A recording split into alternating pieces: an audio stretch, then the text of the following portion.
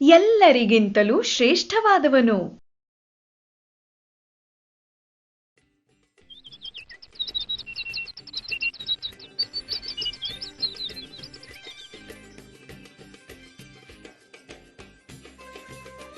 ರಾಜ ಅಕ್ಬರನು ಒಬ್ಬ ಜನಪ್ರಿಯ ರಾಜನಾಗಿದ್ದನು.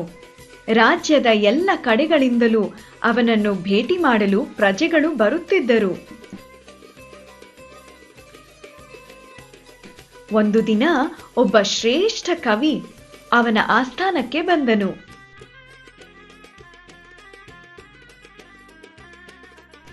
ಆ ಕವಿಯು ರಾಜನ ಶಕ್ತಿ, ಬುದ್ಧಿವಂತಿಕೆ ಮತ್ತು ದಯಾಳುತನದ ಬಗ್ಗೆ ಹಾಡುಗಳನ್ನು ಮತ್ತು ಪದ್ಯಗಳನ್ನು ಹಾಡಿದನು. ರಾಜನು ಅವನಿಗೆ ಸೂಕ್ತವಾದ ಬಹುಮಾನಗಳನ್ನು ಕೊಟ್ಟನು.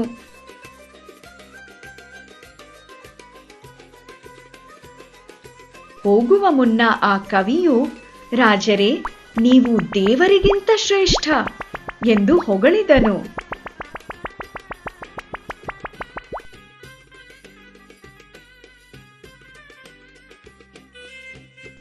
ಅಕ್ಬರನಿಗೆ ಕವಿಯು ಹೇಳುತ್ತಿರುವುದು ಬರೀ ಹೊಗಳಿಕೆಯ ಮಾತು ಎಂದು ತಿಳಿಯಿತು.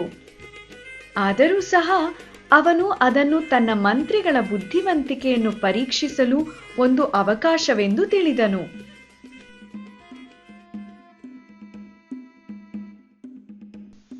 ರಾಜನು ಬಹಳ ಗಂಭೀರವಾಗಿರುವಂತೆ ನಟಿಸುತ್ತಾ ತನ್ನ ಮಂತ್ರಿಗಳಿಗೆ, ಈ ಮನುಷ್ಯ ನಾನು ದೇವರಿಗಿಂತ ಶ್ರೇಷ್ಠನು ಎಂದು ಹೇಳುತ್ತಿದ್ದಾನೆ. ಈ ಮಾತನ್ನು ನೀವು ಒಪ್ಪುವಿರಾ ಎಂದು ಕೇಳಿದನು.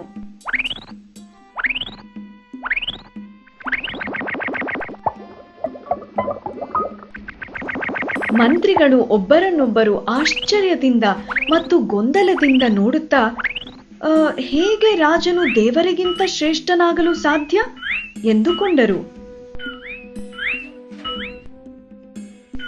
ಆದರೆ ಆ ವಿಷಯವನ್ನು ರಾಜನಿಗೆ ತಿಳಿಸಲು ಅವರಿಗೆ ಹೆದರಿಕೆಯಾಯಿತು.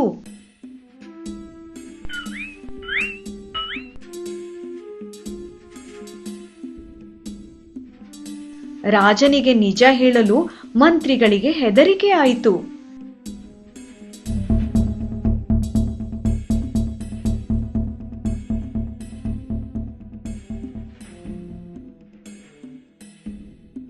ರಾಜನಿಗೆ ನಿಜವನ್ನು ತಿಳಿಸಿದರೆ ಅವಮಾನವಾಗುತ್ತದೆ, ಸುಳ್ಳನ್ನು ಹೇಳಿದರೆ ಶಿಕ್ಷಿಸುತ್ತಾನೆ.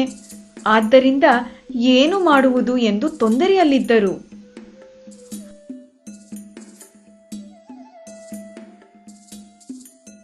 ಒಬ್ಬ ಮಂತ್ರಿಯು, ನೀವು ಎಲ್ಲರಿಗಿಂತಲೂ ಶ್ರೇಷ್ಠರು, ದೇವರಿಗಿಂತಲೂ ನೀವೇ ಶ್ರೇಷ್ಠರು ಎಂದನು. ಇನ್ನೊಬ್ಬ ಮಂತ್ರಿಯು, ನಿಮ್ಮ ಶಕ್ತಿ ಮತ್ತು ಹೆಸರು ಎಲ್ಲ ಕಡೆಯೂ ಹರಡಿದೆ, ಆದ್ದರಿಂದ ದೇವರಿಗಿಂತಲೂ ನೀವೇ ದೊಡ್ಡವರು ಎಂದು ಹೇಳಿ ಮೊದಲನೇ ಮಂತ್ರಿ ಹೇಳಿದ್ದನ್ನು ಒಪ್ಪಿದನು. ಒಬ್ಬರ ನಂತರ ಮತ್ತೊಬ್ಬರು ರಾಜನೇ ಶ್ರೇಷ್ಠ ಎಂದು ಹೇಳಿದರು.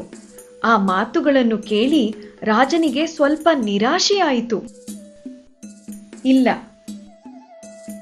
ಯಾರಾದರೂ ನಾನು ದೇವರಿಗಿಂತ ಶ್ರೇಷ್ಠನಲ್ಲ ಎಂದು ಹೇಳುವವರು ಇದ್ದಾರೆಯೇ ಎಂದು ಕೇಳಿದನು.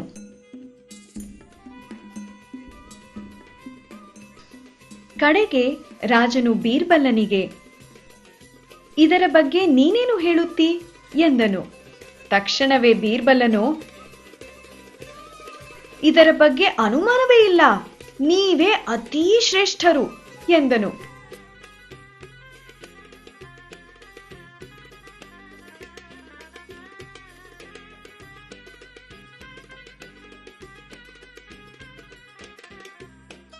ಅಕ್ಬರನಿಗೆ ಆಶ್ಚರ್ಯವಾಯಿತು. ಏನು, ಬೀರ್ಬಲನು ನನ್ನನ್ನು ಹೊಗಳುತ್ತಿದ್ದಾನೆಯೇ ಎಂದು ಯೋಚಿಸಿ, ಹಾಗಾದರೆ ಅದನ್ನು ನೀನು ಸಾಧಿಸಿ ತೋರಿಸಬಲ್ಲೆಯಾ ಎಂದನು.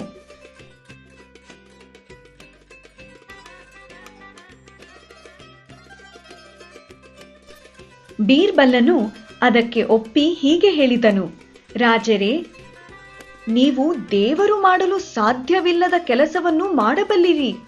ಒಬ್ಬ ವ್ಯಕ್ತಿಯನ್ನು ನಿಮ್ಮ ಸಾಮ್ರಾಜ್ಯದಿಂದ ಹೊರಗೆ ಹಾಕಬಲ್ಲಿರಿ.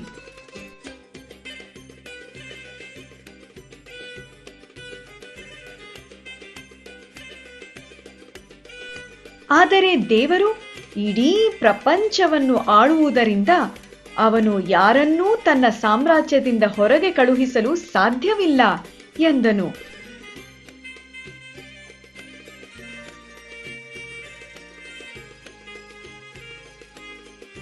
ಹೀಗೆ ಬೀರ್ಬಲನು ತನ್ನ ಬುದ್ಧಿವಂತಿಕೆಯ ಉತ್ತರದಿಂದ ಅಕ್ಬರನಂತಹ ದೊಡ್ಡ ಸಾಮ್ರಾಟನೂ ಸಹ ದೇವರಿಗಿಂತ ಶ್ರೇಷ್ಠನಲ್ಲ ಎಂಬ ವಿಷಯವನ್ನು ತಿಳಿಸಿದನು.